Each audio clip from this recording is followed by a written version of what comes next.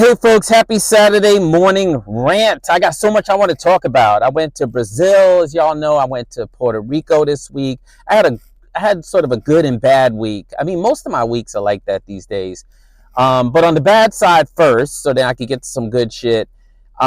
This week, I was shown some cease and desist letters that were sent to people I know and care about by organizations that I otherwise really dig, except clearly they want to use these lawyers to send these really nasty, like really menacing cease and desist letters. And y'all might think like, oh, well, that's just life. Lawyers send cease and desist letters all the time, except if you are in the criminal justice reform space and you're dealing with formerly incarcerated people, like sicking a lawyer on them is like the last fucking thing you want to do. The shit is hugely triggering for them.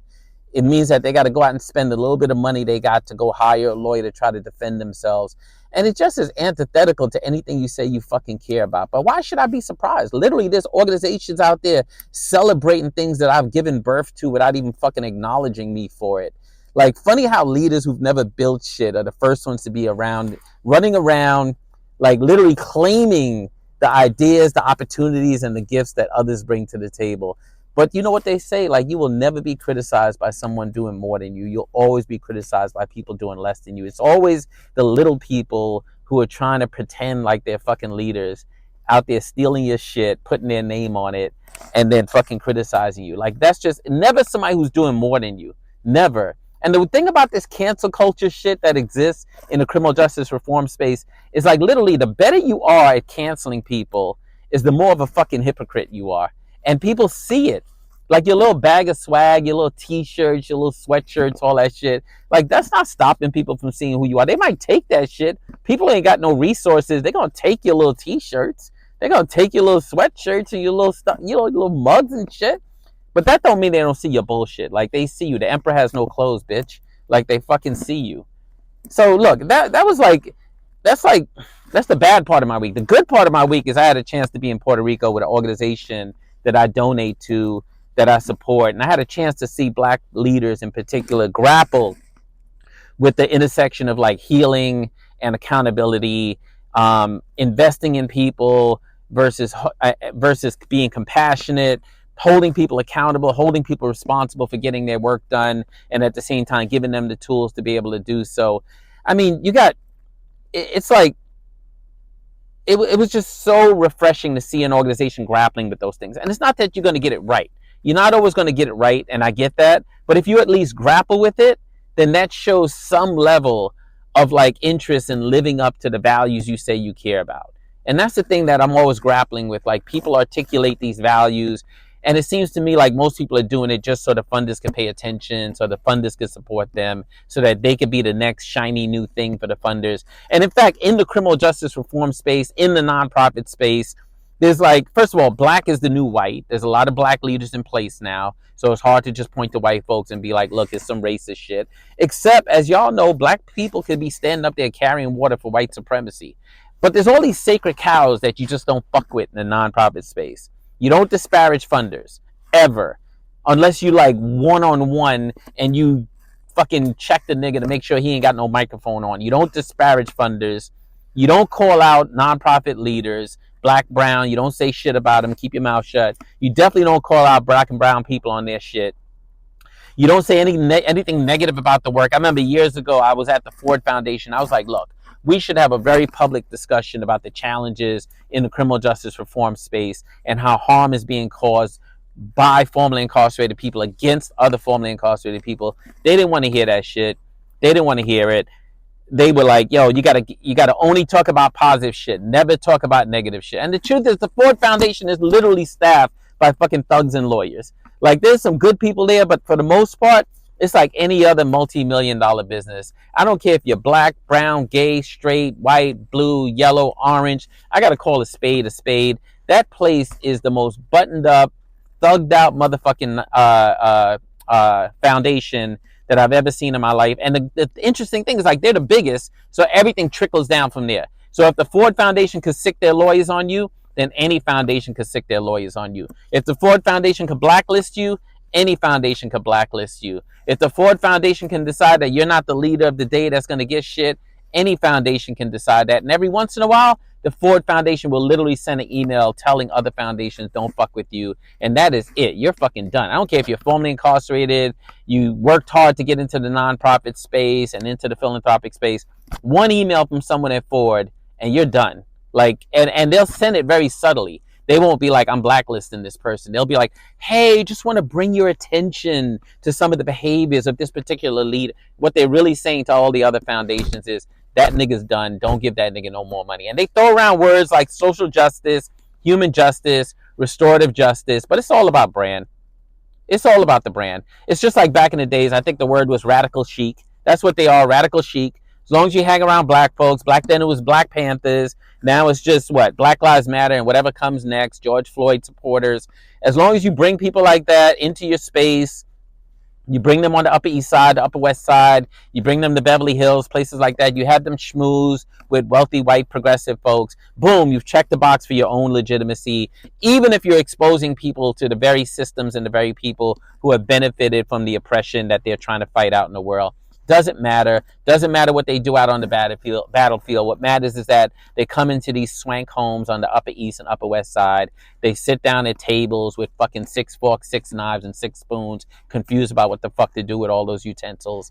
And they play the game of like, nigga, tell us about yourself. I've literally sat at tables with 9 white people. I'm the only black person. And they spend 2 hours telling me what it's like to be black in America. And I'm sitting there like, motherfuckers, I can tell you what it's like to be black in America because I can tell you what it's like to be black in this fucking apartment right now tonight. Look, generally the nonprofit space is pretty infuriating. The nonprofit sector alone, which is supposed to be dedicated to social justice, dedicated to equality, often falls short. Like literally not even providing fair and equal opportunities for black leaders. All these hurdles in place, all these challenges in place that black people in particular face in this sector. I mean, while it's super disheartening, the truth is that it's also reflective of, again, of the systemic issues that people are fighting with on the outside, except you come into the nonprofit sector thinking this is going to be the vehicle to get some shit done, quickly realize you're in the middle of some shit that's created by government, the same government that has had you inside of all these other systems of oppression. So you got to figure out how to do the work within that container and still do it with integrity. And then to top it off, you got black folks now who have emerged into leadership and they're literally protecting the very system that they say they're trying to dismantle. Crazy. Talk about representation. I said there's more black people in leadership. They are, but many of them are just tokens. And I'm going to talk about tokenism in a second. The truth is there's not a lot of representation. Yes, there was the George Floyd moment. You remember him? George Floyd got murdered a few years ago. Y'all was like, painting murals all over the place. Like as long as niggas kept quiet, y'all was willing to paint a whole bunch of motherfucking murals, and y'all was willing to make sure that we had all this philanthropy flowing as a way to keep black folks chilling the fuck out. Y'all created the George Floyd fellowships, the George Floyd affirmative action efforts, all these different things to keep brothers quiet, keep sisters quiet. And now it's just a few years later. Y'all done folded these funds. Y'all done fired a lot of those folks. But there's some left. There's some black folks left. I recognize that. Some in leadership. Some are just big, fat fucking tokens. And I'm going to talk about tokenism. I want to get to tokenism. But the diversity and inclusivity and all this other shit, it just hasn't happened. The space is still predominantly, led by white leaders. And even where you see a black face, you got to like scratch the veneer and dig a little bit further, look at the board, and even look at the board. And if the board is not all white, then still, if there's black and brown people on the board, ask yourself, where did they go to school? How were they brought up? Where did they work? Who did they work for? What have they ever said publicly that put themselves personally or professionally at risk? And if the answer is nothing, then you're still looking at white people. You're just looking at white people in brown skin, black skin. All these microaggressions, racial stereotyping, lack of mentorship, lack of sponsorship, all these things exist in the space, including hostile work environment. Like these cease and desist letters, sicken lawyers on people, trying to get people to disappear and just literally fade the fuck away, canceling people out by using all these laws. All of that is hostile work environment. But you have this pervasive issue also of tokenism. And so the first bad part of tokenism is obviously you have all these symbols of diversity without having actually achieved any sort of meaningful and effective change. So that undermines the genuine contributions of black and brown leaders who want to come in to the nonprofit space and do the right thing. Do the white thing. That's funny. Let's talk about the ones that come into the space and want to do the white thing. So the tokens who love being tokens. So first I'm going to talk from experience so that y'all don't think I'm just out here hollering about other people. When I was in the nonprofit space, 17 years of engaging that shit, the truth is I knew what the fuck was going on, right? Like I tried to speak up, I tried to push the envelope, found myself often in trouble for doing so, but it also didn't get lost on me why I was the chosen one. Light-skinned motherfucker, Eurocentric features, articulate. They love articulate. That's like Big Teddy Bear. I'm gonna talk about Big Teddy Bear in a second, but he's articulate. He's a strong writer. He's well dressed. You know, he's not a troublemaker. He can hang in a room with us. Like he's not loud. He's not really angry. Like I wasn't stupid. I had to do what I had to do to get into rooms so I could raise the money to do the work that I really wanted to do.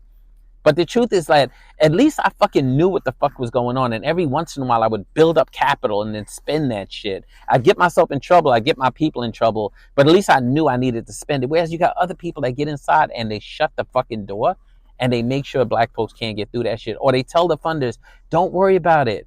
I'm going to tell you which black people to give money to. I'm going to tell you which brown people to give money to. I'm going to tell you which formerly incarcerated people to give money to. You give me the $5 million and I'll disseminate it to them. And I'll make them beg and fucking grovel to me and let them know I'm the one in charge now. Carrying water for white supremacy. That shit exists all across the criminal justice reform space. I think like 60 to 70% of leaders in the criminal justice reform space either very deliberately are playing this game or are playing it because they're scared to death of folks who are actually in charge.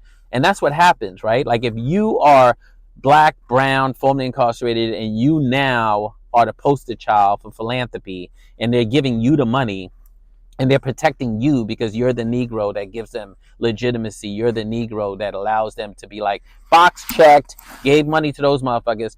Then guess what? Everyone else knows not to fuck with you, except there's a conversation behind the scene and in the hallway all about you. People fucking hate you. People know you're in the way, and they're just scared and they don't know what to do about it. I've seen it. And I understand why people don't want to speak up because it can be a very scary place, particularly if you're formerly incarcerated. And as soon as you speak up, suddenly you're getting these really caustic, nasty, threatening cease and desist letters from these big law firms, Sullivan Cromwell, Schulte Roth, all these other big players that are providing pro bono legal support to nonprofits. But that is now being used by formerly incarcerated leaders to harm other formerly incarcerated leaders. And I'm not suggesting people don't do shit wrong. I don't believe in bad people, but I do believe people do bad things. I'm not stupid. It's not lost on me that people do things wrong, but people do things wrong in the criminal justice system, and you're saying they deserve a chance. They deserve an opportunity. Like, which is it? Oh, they don't deserve an opportunity when they're fucking with you. They just deserve an opportunity when someone else is the victim, when someone else feels aggrieved. But as soon as they're in the way of your leadership and your access to resources and your access to places like the Ford Foundation, now we got to get rid of them. Now we got to send them these letters that scare the fuck out of them and make it so that they never come back. Now we got to marginalize them. Now we got to send them back to the ghetto, right? That's what the fuck y'all are doing. And the shit is so obvious. And, you know, the more I talk about it, the more I think other people are going to come out the closet and talk about it because there's a lot of buzz. There's a lot of people coming to me telling me that what I'm saying in these rants is what they're experiencing day to day. So systems of oppression are durable and they reinvent themselves right while you're trying to dismantle them. And they often reinvent themselves where black, brown, marginalized people are moved to the center. There's resources poured in. And now those same black, brown faces that were the strongest voices about dismantling the system have literally become the ones upholding the system. And that shit is fucked up.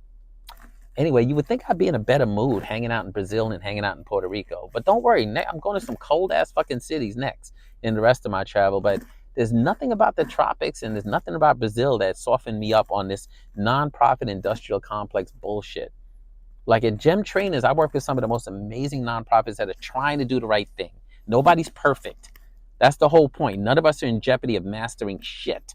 But at the same time, I also get a chance to see all these other nonprofits that I would never fucking work with unless they decided they wanted to do the right thing, but that are out there causing a tremendous amount of harm. And y'all better hope I don't keep making money in real estate. You better hope the real estate market continues to fucking deteriorate. Because the better I do, the more I'm calling y'all out until we have a criminal justice reform space that matches the vision that people had in the beginning, people who suffered with blood, sweat, and tears to create the shit that now hugely benefits you.